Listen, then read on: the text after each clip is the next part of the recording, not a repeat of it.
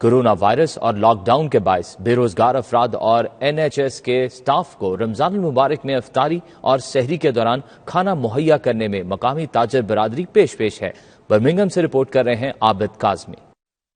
बरतानिया में लॉकडाउन को 5 हफ्ते मुकम्मल हो चुके हैं। बेशुमार लोग बेरोजगार हो चुके हैं जिनको खाने पीने में शदीद मुश्किलात का सामना है। इस हवाले से ग्रीन लेन पर मौजूद एक लोकल बिजनेसमैन वाजिद अली बरकी ने अपने ऑफिस के बाहर अफ्तारी के टाइम फ्री खाने का स्टॉल लगा दिया, जहां से जरूरतमंद अपनी जरूरत के मुताबिक खाना ले सकते हैं, बल्कि सहरी के लिए भी अपना खाना साथ लेकर जा सकते हैं, जबकि NHS के स्टाफ को उनकी जरूरत के मुताबिक खाना डिलीवर किया जाता है। इस मौके पर 92 न्यूज से गुफ्तगू करते हुए वाजिद अली बरकी और सोशल एक्टिविस्ट मरियम खान ने कहा कि हमारी कोशिश है कि हम अपने एरिया में जितने जरूरतमंद अफराद हैं, चाहे उनका ताल्लुक किसी भी कम्युनिटी से हो, उनको रमजानुल मुबारक के दौरान पका हुआ खाना मुहैया करते रहें। मुस्लिम कम्युनिटी है रमजान शरीफ में, उनको अफ्तारी के लिए और सहरी के लिए हम प्री पैक्ड फूड दे दिया करेंगे। तानिया में बेशुमार लोग ऐसे हैं जिनकी फैमिलीज भी नहीं होती और उनको खाना पकाने में दुश्वारी होती है, तो हमने तकरीबन तमाम मुसलमान कम्युनिटी से भी ये रिक्वेस्ट अब की है कि वो फ्रंट लाइन स्टाफ हैं या कोई ऑर्डिनरी आदमी घर पे है,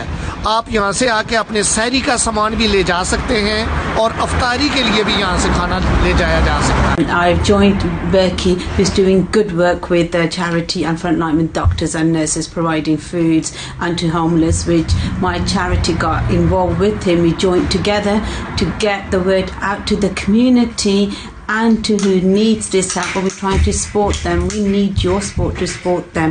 It's not just about where your money is going, it's about how it's used, especially when these doctors are so desperate and working hard to save your life, our lives. जब भी कोई नेकी के काम में आगे चलता है तो बड़ी तादाद में मुखय्यर हजरात उनके साथ हो जाते हैं, जिसमें ब्रिटिश पाकिस्तानी कम्युनिटी सर फहरिस्त है। मुश्किल की इस घड़ी में हर एक को अपने हिस्से का दिया जलाना होगा। Abid Kazmi, 92 news, Birmingham.